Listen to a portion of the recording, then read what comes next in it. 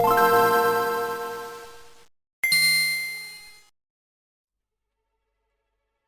and welcome to the second devlog about my InFamous based Fangame. Before the video starts, I just want to apologize for the really long wait. I had some personal issues that made it hard for me to work on the game during summer. But I haven't been doing nothing all this time, so I have quite a lot of things to show you. First of all, the main focus of this video, the grenades.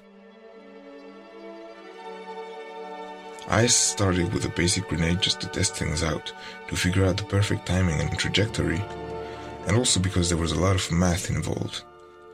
Once that was done, I just made the necessary effects. There are some characteristics to the smoke and neon grenades. The first one is pretty easy. Just have to make the enemy stay still for a bit and easier to hit. And you can also drain it, but that will come later. The second one is trickier. The enemies have to be suspended in the air so that you can one-shot them. But I solved this problem like every other one. Next, the enemies. Right now, they look a little bit like crap, but I have to figure out some things before I add animations. It's got pathfinding, which is cool, and seems to be affected by the player's attacks. We're not at the point where it's actually challenging, but we're slowly getting there. There are also some things that improved since last time. The hover mechanic wasn't exactly right.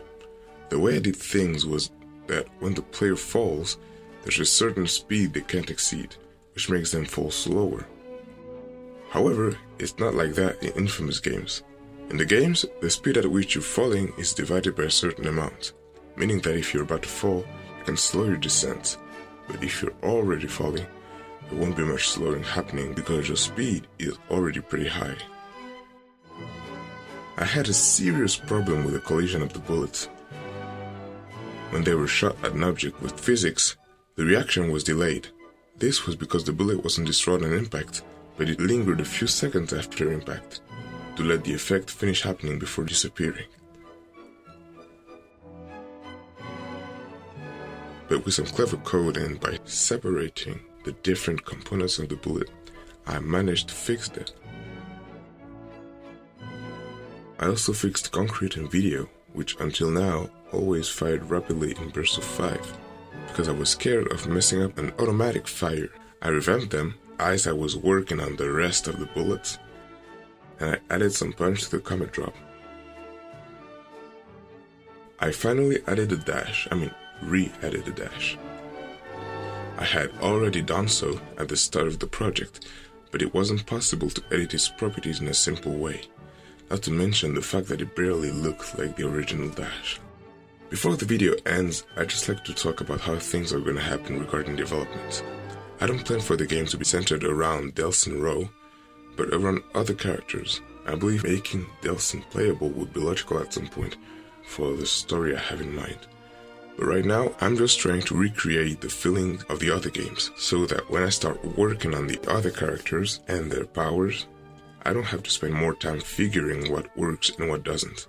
And it's also quite fun to experiment. I think the next video will mainly be about polishing or some story elements, because in order to expand on some parts of the game, I'll have to work on the story and flesh out the world a bit more.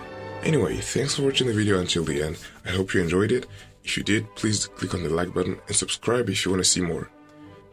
Also, if you'd like to support me and see the devlog a week earlier, you can go to my Patreon, link in the description, or visit my humble Gumroad page. Till next time.